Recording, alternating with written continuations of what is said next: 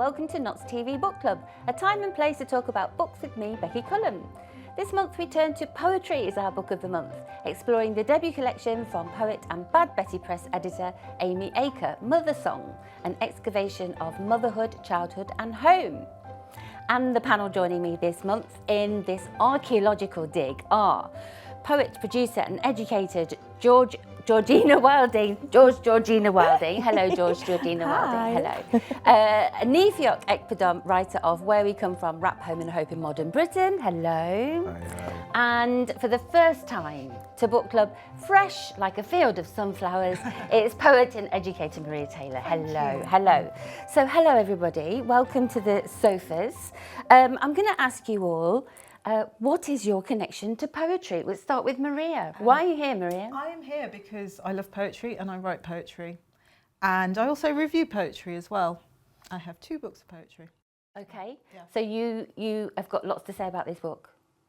I hope so. Yes, Yes, good. I have plenty to say. Okay. Yes. Now, Neve, you are a writer and a journalist. Mm-hmm. What's your connection to poetry?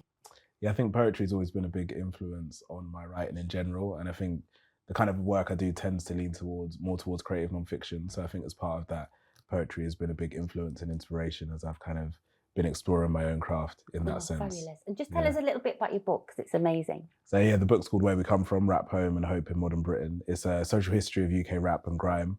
But I guess more than that, like a social history of Black British communities in 3 different places across the UK.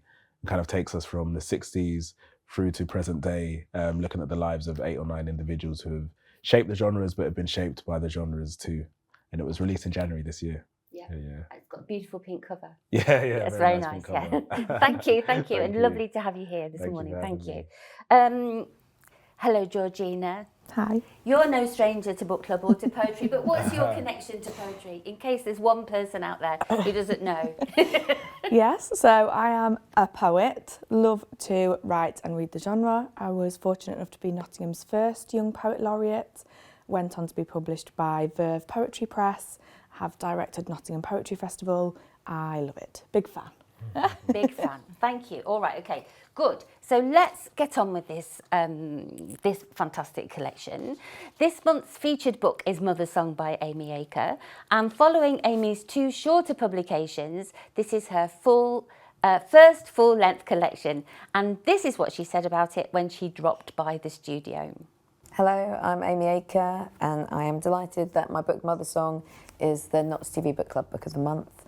Mothersong is a book of poems about girlhood, womanhood and motherhood, really trying to get under the skin of the maternal experience and all that is messy and wild and chaotic and real about it.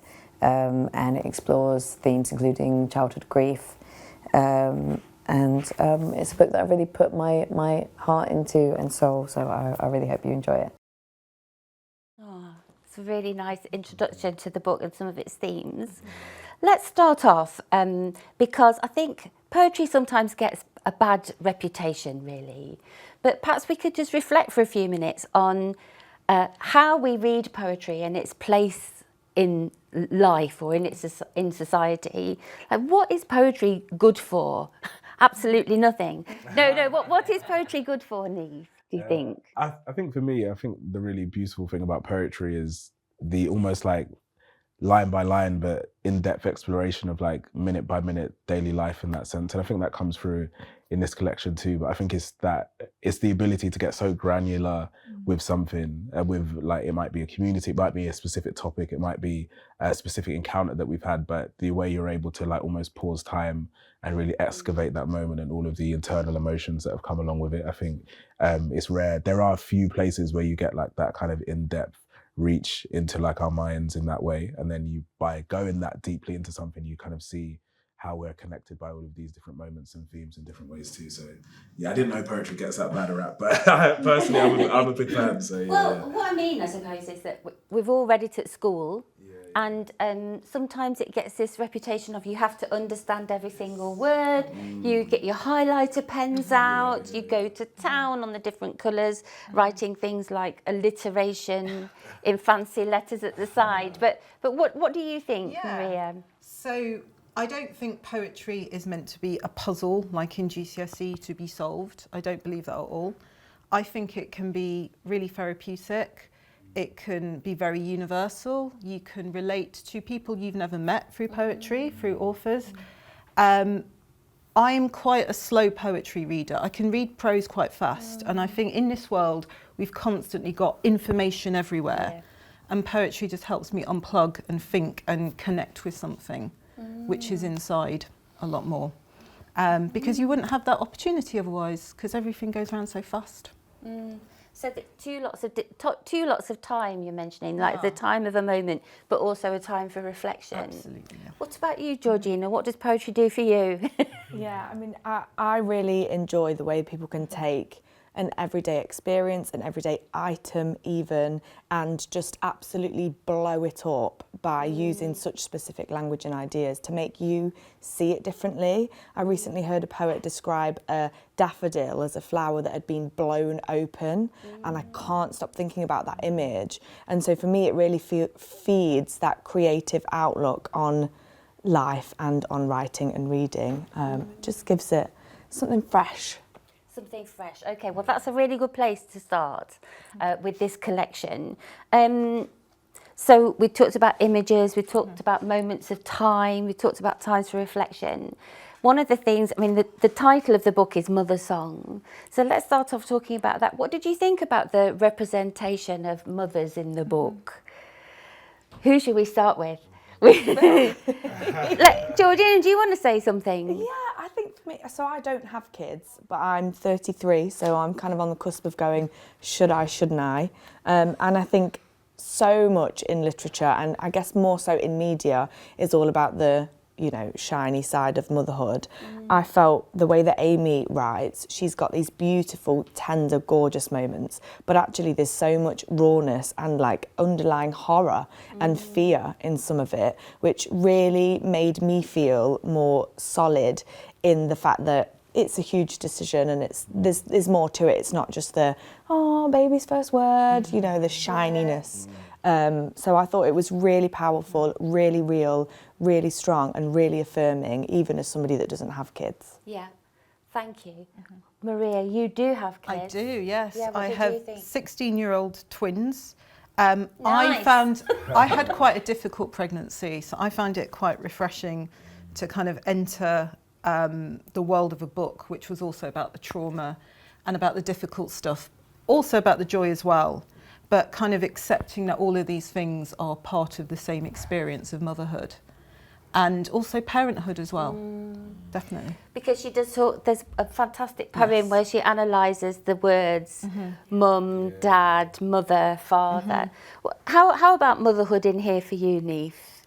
As someone who, are you a mother? No, okay. And I don't have kids either, but one thing I found really interesting about it was, and especially from like almost observing it, was seeing how when you become a mother, you take on, like, there's like a whole new part of your identity that kind of emerges in that way. And she kind of talks about that in really subtle, but really, sometimes like really overt ways, and how like confronting that can be, how challenging that can be, and then the sense of reflection that comes with it as she now has a child.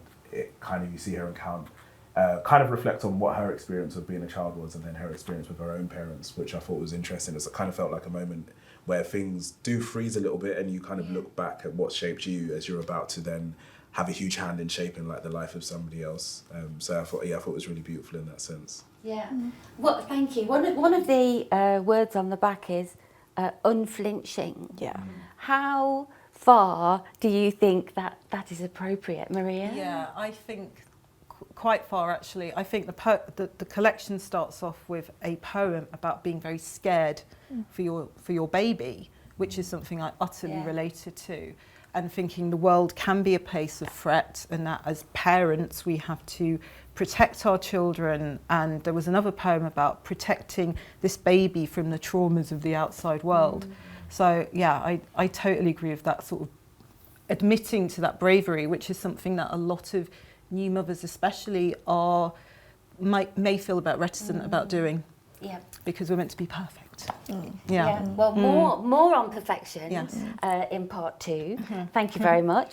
So that's what our panel have to say for now. But what did you say when we asked you what you think about poetry? I think sometimes people think poetry doesn't make any sense, but I think when you understand that poetry is about images, so poetry is basically painting with words. It's about making a picture with words. And I think once you understand that, poetry becomes much easier to enjoy. I think poetry goes straight to the soul. I've just bought from a second-hand shop Arabic poetry, and it's, all around the world. It's like images of universal, aren't they? We've got languages which can impose, but poetry tells a lot about culture. I read poetry because I like it. It tells a story. I like poems that rhyme, that actually tell a story. I think my favourite one's probably the Rhyme of the Ancient Mariner by either Coleridge Taylor or Taylor Coleridge, I'm not sure which. I like reading all sorts of literature, but poetry condenses everything down to its bare essence, and a poet who spent so much time writing just one little line has probably spent as long as an author writing a whole chapter of a book. So it really brings out the essence of the writing. Makes you happy, it makes you somehow, we can say, time consuming. Once you will indulge in the poetry, you will see a lot of those words which you didn't know before, but you get to know what actually he wants to convey to the people. So it's a better way to get indulged in this activity, because it makes your brain release from depression, I can say, anxieties. Join us again after the break for more on Mothersong and book recommendations from poetry personified Jaden Morton.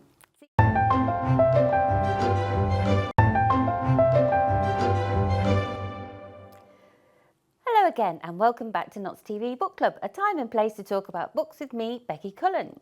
Joining me this month are poet Georgina Wilding, writer Anifiok Ekpudom and poet Maria Taylor.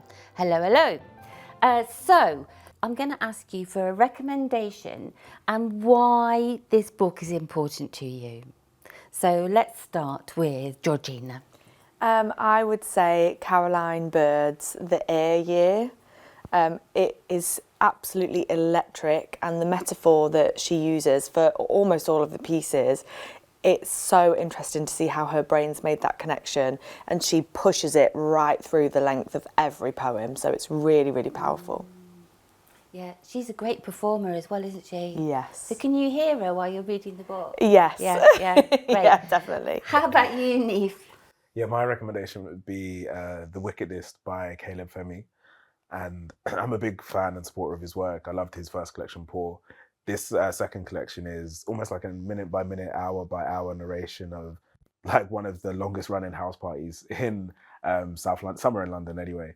And I loved it because I think it really brought to life, I feel like I'd lived in many of those parties growing up and still to this day. And I feel like it was beautiful to see like kind of like that tender exploration of what they actually mean for people who arrive at these places and who find community at these places. And the things that people bring into house parties too. It was quite interesting and quite lovely to see that kind of the backdrop of all of these lives that then feed into this wider stage that everybody shares for a fleeting moment before going off on their separate ways. And he's a really an amazing writer too. And I feel like his first collection had these beautiful kind of descriptions of landscape outside, but I was so interested to see if he could replicate that on an internal place with the house party where there isn't as much to talk about, but he really did capture it in such a vivid way. So that would be my recommendation.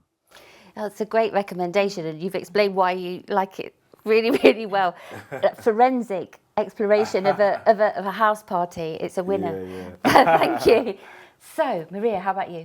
Yes, I want to recommend a poet called Kathy Pimlott, who is actually from Nottingham and has written about things like the Goose Fair, and gives you that Nottingham experience and all the liveliness and loveliness of the city. She's just recently had a pamphlet out, which is like a sort of baby book called After the Rites and Sandwiches, which is a bit more serious, about a husband dying, and a kind of book about the process of that grieving and navigating through it, and remembering like the little details, such as a cake he used to quite like, called of all things a stuffed monkey. But that's the thing about life, is these little details that you have to kind of find a way through afterwards, and realising that someone isn't there, and all these things you took for granted, and how you kind of get through that, or not get through it, just kind of deal with it day to day. That's a really good place to kind of pick up the poetry again as well, because I am getting this sense of this excavation. The way we're talking about poetry is kind of looking at something and brushing off the dirt, and then observing the dirt as well, actually. And what does the brush look like? So so let's connect it back to this collection. Because there are some poems about grief here that came through to me quite strongly, like the grief of identity, the grief that she feels about her father's death. Does anybody else pick up on the way that she excavates that? Maria, do you want to start us off? One of my favourite poems, I mean, there are so many really intriguing poems about motherhood, but actually one of them was about a dad. So My Father as the Unmarked State, which is about the father's death, suicide. And there is this repeating line, falls into a river, everything falling.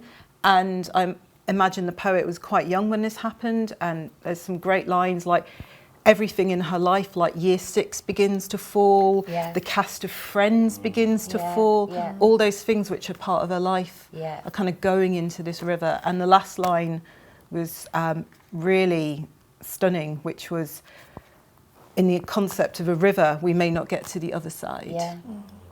It's an amazing, the magic of Christmas falls into a river. Yes, absolutely. Amazing poem. It's chilling and it's brave and it's unafraid. And that word, unflinching. Unflinching, It's being honest. What about grief in here? Anything to add?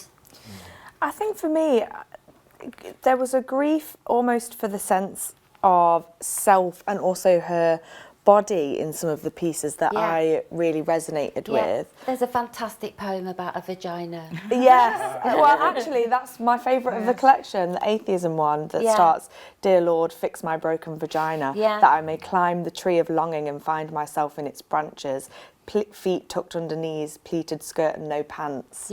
She's just so, I think she's like you said about unflinching, but she just pushes that metaphor through again and is really, really vivid with all of the images that she uses, which makes me feel excited to read this genre and this craft. It's so precise, I think, the way that she represents grief, the way that she represents motherhood and childhood. Did you have any examples that you really loved of the precision, Niamh? Yeah, definitely. Probably my favourite poem in here was "Dance on My Grave," because I guess she's with her daughter, and they're in a graveyard, and her daughter's climbing all over the graves, and it was just this idea that I guess grief is something you learn as you encounter loss, and her daughter was young and innocent and hadn't encountered that side of herself yet because she hadn't been through that, whereas so she was just kind of unencumbered and was paying no mind to what was going on in that space, whereas those who had, I guess, been through that had recognised like the weight that arrives with loss and that kind of thing. So the kind of juxtaposition there between the innocence of youth and childhood and then what arrives is, I guess, you start to experience life and all of these different experiences in that way. I feel like the way she just painted them both side by side in that way, I think was really beautiful. It is about motherhood and it is about grief and changing identities as a woman, but it's also about the joy of childhood and the perspective of childhood. And that goes all the way through, I think. Like there's this kind of sense of like, oh my, like the world's so exciting. Look what you can see. Did you find that at all? Was it joyful for you on occasion? I think on occasion, yeah. I think there was one poem that started off with a quotation precisely from the daughter.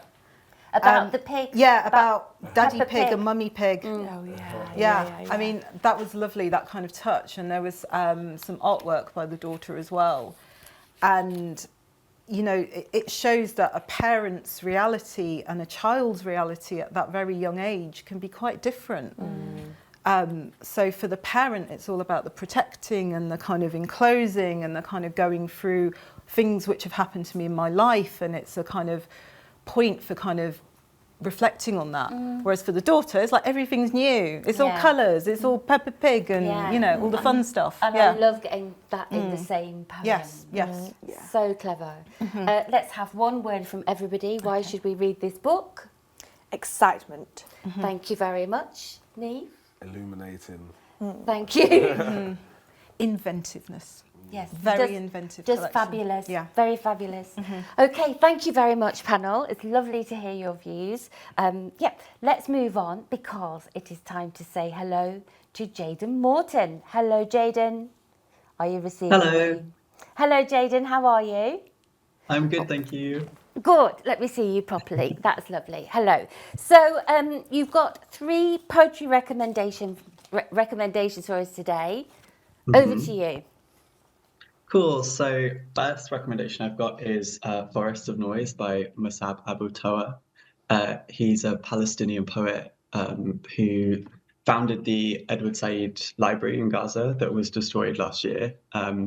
The collection starts from around the time the library was destroyed to sort of more of a contemporary time, and it's a really, really powerful and impacting collection that deals with the grief that a lot of us have been seeing on our screens, but with this sort of human craftsmanship that makes the story even more sort of powerful and impacting. What shines through in this collection is love for family and love for homeland, and I cannot recommend this collection more for anyone. It sounds amazing. As usual, I'm going to have to rush to a bookshop straight after this slot. And your second collection, Hold Your Own. Yeah, so we've got Hold Your Own by Kay Tempest. I chose this one because I've been really into Greek retellings. And this is the retelling of Tiresias. I hope I pronounced that right. I'm kind of new to Greek mythology, who is turned into a woman for 7 years. What they do so powerfully is take the Greek mythology, modern ideas of gender, class, how people interact with the world, and their own life. And these 3 things are intertwined throughout the collection in a way that's really masterful. Another really fantastic stage poet that can do page poetry really well as well, a little bit like Caroline Bird. Fantastic. Thank you very much. And No worries. finally, a book about landlords? Surely not. A book about landlords. So Good Lord by Ella Fritz, one of my favourite poets, is a verse novel written as a long email from a tenant to a landlord in one long stream of consciousness. Sounds terrible. I promise that she's an absolute master and captures the trials and tribulations of being a tenant and being a person that wants a home in a way that is like beautiful and weaving and also slightly comic. So great, fantastic. It sounds brilliant. Thank you very much, Jaden. Lovely to see you. Take care. See you later. Bye-bye. Bye. Great recommendations. So good. Thanks, Jaden. So we are encouraging you to dance like poetry in motion. Pick up a copy of Mothersong by Amy Acre at a library or bookshop near you. And you can find out more about all our books and guests on Notts TV Book Club at nottstvbc@ntu.ac.uk or on our socials at Notts TV Book Club. Next month, we're reading Penance by Eliza Clark. It's a page-turning murder mystery in which it's difficult to tell fact from fiction, so get started. That is all for now. Thank you so much to Georgina, to Neve and to Maria, and thanks to you for watching. See you next month. Bye.